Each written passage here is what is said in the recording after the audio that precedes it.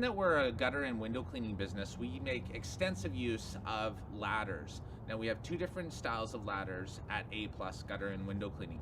We have our extension ladders, which can be found on the roof racks or on top of our vans, as well as step ladders. Now the extension ladders are probably the ladder we use the most, and we have usually a 24-foot ladder, which is our go-to standard ladder, as well as on the back we have either a 28 or a 32-foot ladder. The 24-foot ladder is nice because it's easy to get up on a second-story roof, and it's not extremely heavy, so you can easily move it around throughout the job, and it's pretty versatile. When you get into the 28 or the 32-foot ladders, they get a little heavier, and the leverage point can really make a difference in terms of how much strength it takes to keep them upright. When we roll up to a job, it's good to have a quick little chat with your crew leader to figure out exactly what will be done on the job, as well as how you're going to go about approaching the work that's on the work order. Generally speaking, you're going to be the driver as the tech, and the crew leader sits in the passenger seat. As they're introducing themselves to the customer, it'll be your job to set up all of the equipment, including the ladders. So I'll show you how to do that right now. All of our vans have universal locks that keep our ladders safe from theft or vandalism, and the keys can be found right on the rear view mirror here. Now, like I said, all of the keys are keyed alike, so it doesn't matter which key you have, it's going to unlock all of the padlocks for each of our various vans. From there, when you unlock the lock, it's always a really good idea to put it right on the seat. That way you're not going to drive away without forgetting about it, because you're going to sit on it and it's going to remind you. In order to get the 24-foot ladder off of the roof rack, all you have to do is simply use your thumb to depress this little lever, and then this arm pivots right down. And essentially what's happening is you have two different arms pressing in opposite directions in between the rungs, and it's keeping tension on it for when the ladders are being transported with the van. So when you pull away this arm, it's going to release the tension, and it's only going to be the front one that's still intact. From there, it's a good idea to step right to the back of the van and just scoot it forward about 2 inches, and this will get it off of the one little tension point at the front. At that point, you're going to lift it up a couple feet at the front, and you want to be careful not to hit the back of the van here. It often gets scuffed up, and that's from a result of people not exhibiting enough caution when it comes to getting the ladders on and off the van. At this point, you want to slide it back a couple feet and then pivot the weight upwards like so. And then you can just gently set it down. It's super important to remember, anytime you're using a ladder or a water-fed pole, check your surroundings. If there's any electrical wires or power lines in the area, make note of that, and you have to govern yourself accordingly. These are aluminum, and they will transmit electricity right through whatever's holding them to the ground. So very, very important point. Check your surroundings before using anything that involves ladders. From there, I'm going to show you how to move the ladders. Generally speaking, if you have one arm that takes the brunt of the weight, as well as a stabilizing arm up higher, you're able to move around with quite a high degree of control. So you want to make yourself comfortable. It's kind of like rock climbing. You don't want to be all clenched up. You want to be holding on to the weight with a full extension of the arm. And then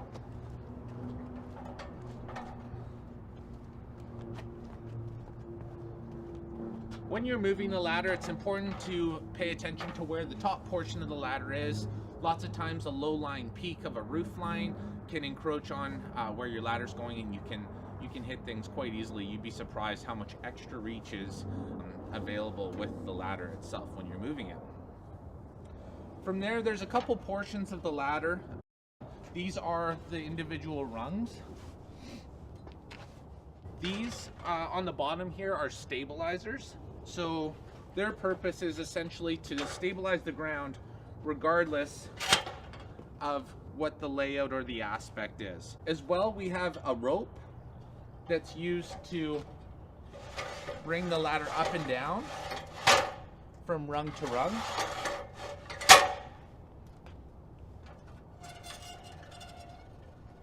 And then we have these latches here, which are generally spring-loaded. So when they come down, it'll allow it to bypass over the rung.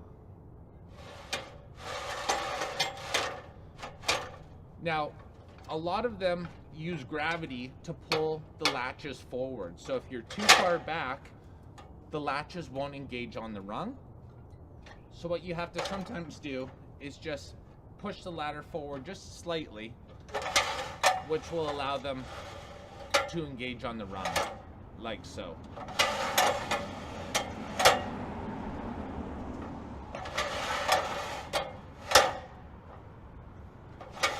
What you have to make sure is that you actually engage both latches on a rung. Otherwise, if one isn't, you're not going to be completely secure. As well, sometimes you could set down the ladder in this position, and of course that's going to come down as soon as any sort of weight is placed on the rungs. So you want to make sure the latches are fully engaged on the relative rung. In order to bring the ladder up or down, you can either use the rope itself from the back to pull it up, or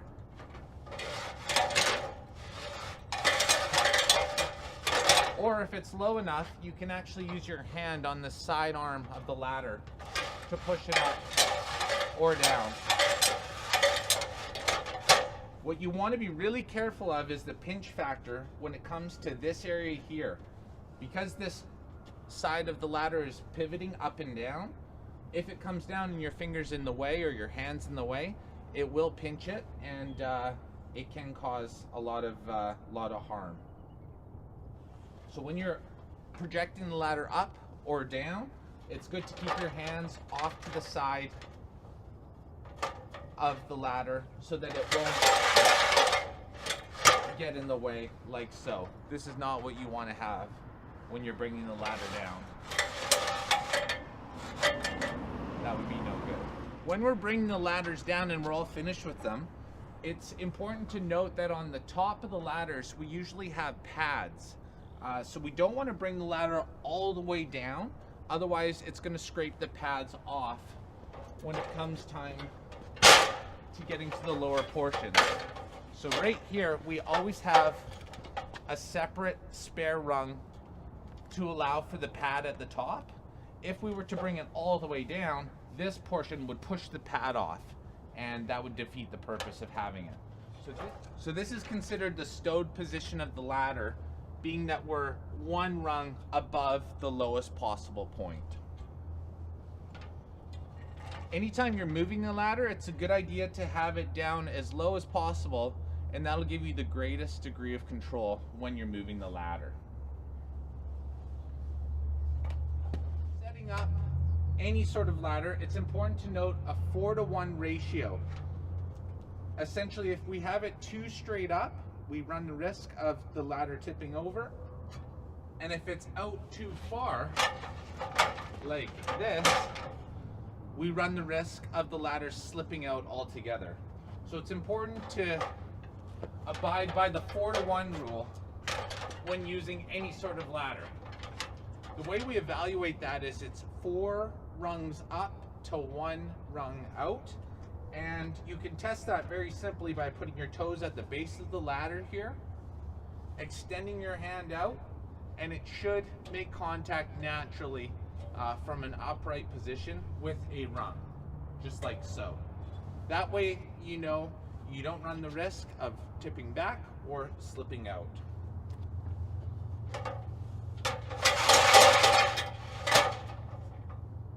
As you get higher, sometimes you have to slip it out a little bit in order to maintain that 4-to-1 ratio, like so.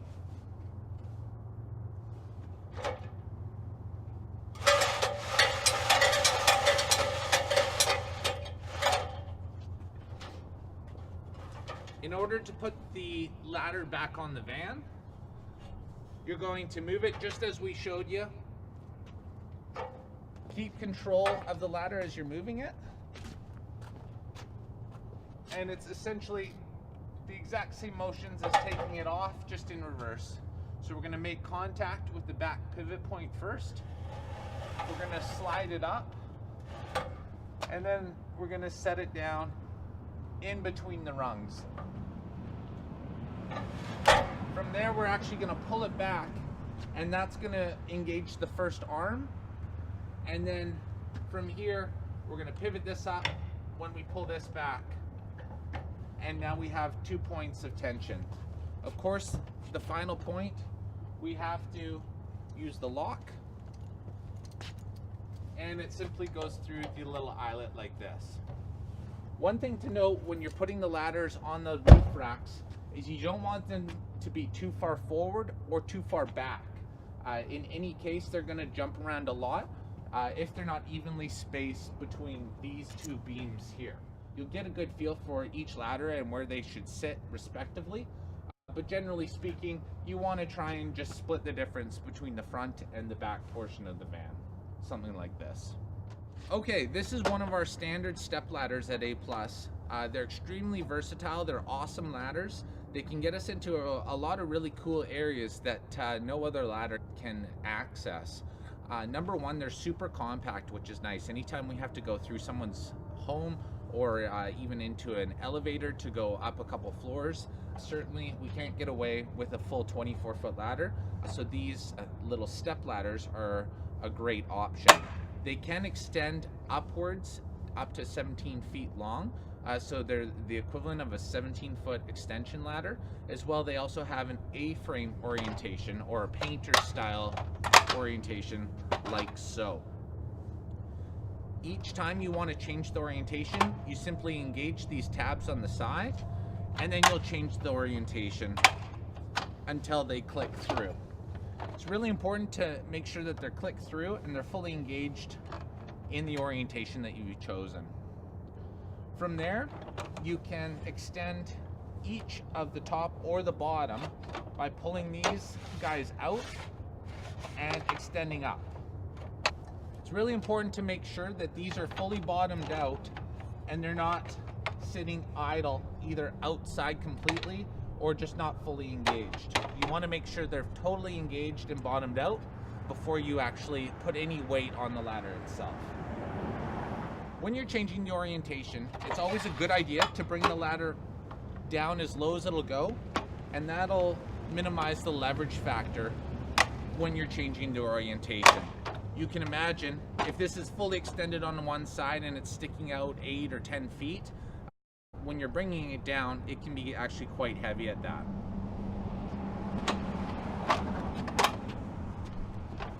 From there, setting it up against a wall, we want to engage the side tabs and get the right orientation.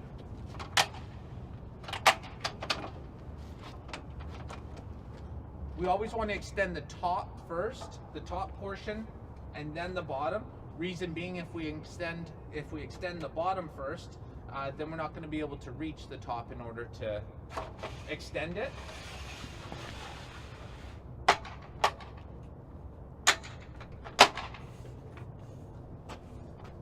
And then we have full control over the bottom portion of the ladder.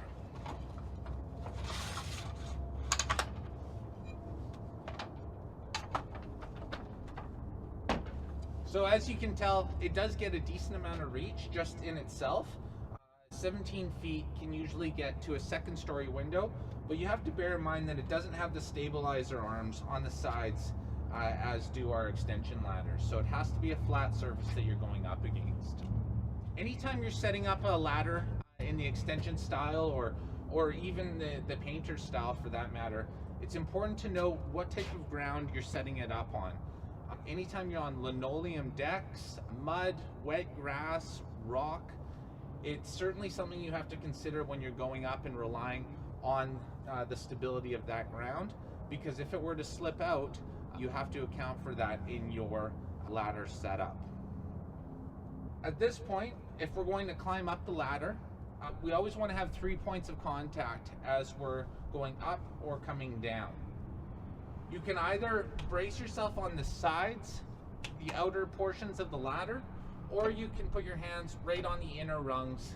It makes really no difference. As long as you go nice and slow and methodically, and try and keep those 3 points of contact for yourself at all times.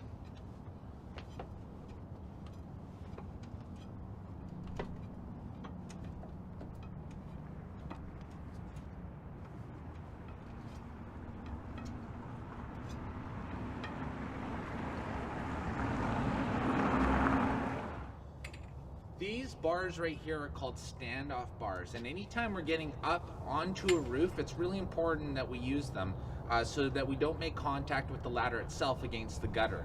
Gutters are actually very, very fragile and very expensive, so it's important that you make use of the standoff bars.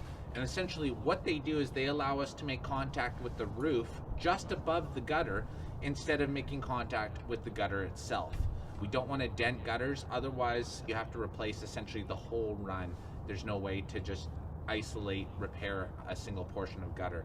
So it's very important that we use them, not to mention they also add to the stability when we're going up the ladder when we use them. Anytime we're actually getting onto the roof of a building, we have to have 1 meter clearance above and beyond the roof line. So what we would want to do there is we'd want to set the standoff bars a little lower down than as if we were not actually getting quite on the roof. So I'll show you how to do that. Essentially, this top portion of the ladder is the one that'll slide back and forth. It's the one that actually makes contact with the building. And then on the side here, we have the holes. And simply all you have to do is just slide them in, like so. You want to make sure it's on the sliding portion of the ladder because this is the static portion and it actually doesn't move at all. So if you put the standoff bars there, you're not going to have any control as to how high up or down they go. You always want to make sure that you put the corresponding standoff bar in the exact same set of holes so that when you set it up, it's going to work properly. Also, it's important to realize that sometimes we have different vintages of standoff bars. So you just want to make sure that each standoff bar is part of the same set, and then you're going to make contact in a very balanced fashion with the building. So we have the meter clearance here for if we were actually getting up onto the roof itself. If we have no intention of actually getting up on the roof, sometimes it's good to use standoffs to access windows right below the window, or sometimes if it's a steep gutter cleaning, we actually use the standoffs to access the portion of the gutter, but we're not going to actually get on the roof itself. Then what you can do is you can set the standoffs right at the top set of holes like so.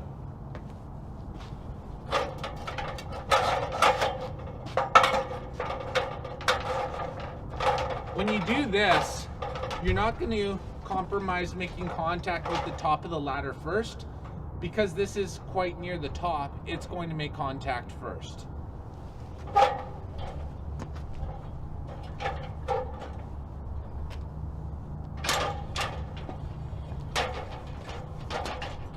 And then the process is exactly the same. Raise the ladder to the desired height and then set it in. It's always important to double check that the standoff bars are fully bottomed out. Over time, if there's not a tight fit, they can start to slide out. And you can imagine if you're up a ladder and one side of a standoff bar comes out, certainly that could provide a lot of instability for the ladder user. And you're just going to set up the ladder. And you're going to use the stabilizers to make sure you're going up level. And then you're just going to extend it with the rope like so. Now the idea here is that we don't make contact with the gutter. So you'll have to kick out the bottom if need be. And then we're going to make contact with the lower portion of the roof, bypassing the gutter completely. From there, you want to make sure it's stable. And you can go right on up and easily gain access to the roof at that point. Again, it's super important with the standoff bars that you use the portion of the ladder that is the sliding portion, not the static portion.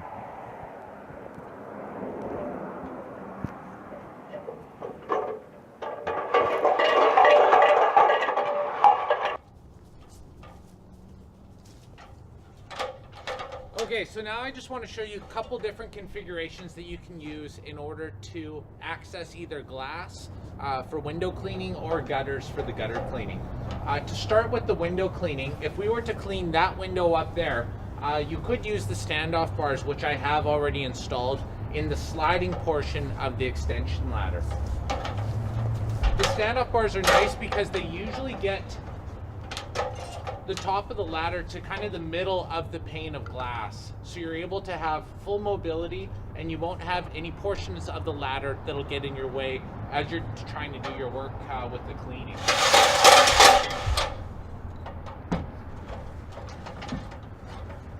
At this point, I want to make sure that I have my 4:1 ratio. It's a little bit steep, and as it turns out, this latch wasn't actually engaged. So you want to make sure the latches are engaged. And probably the more typical setup is using no standoff bars when you're accessing windows for window cleaning.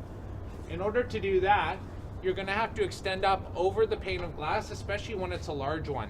If you're cleaning a small window like what you see over there, you could get away with setting up the ladder right underneath it and cleaning it from there. If you're dealing with a larger piece of glass, like what we see on the right-hand side though, you're gonna want to be over top of the glass. Otherwise, it's gonna be too much of a reach over top of the last rung, and you're gonna be feeling pretty insecure.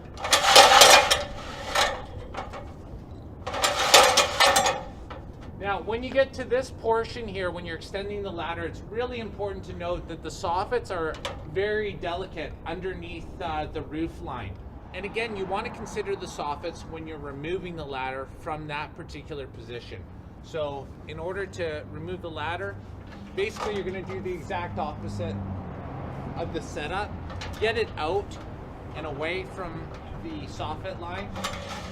And then you're just going to pull it down nice and slowly, keeping your fingers clear right until the second last rung. Then you're going to engage it and you're good to go as far as moving it around. So each of our extension ladders have ladder stabilizers installed on the sides of the base of the ladder. And they're fantastic for going off of uneven ground in a nice straight line. So even something as abrupt of changes going off of this sidewalk, we're able to depress the one side down in order to account for the change in elevation. Likewise, if you want to release it, you just make pressure on this little tab here and it will release like so. So again, in order to press down the stabilizer, you just push it from the top, and then to release it, you press it on the little tab midway through. Additionally, we could do it from this side. In order to put it down, you press it from the top, and to bring it up, you just make contact with the little tab.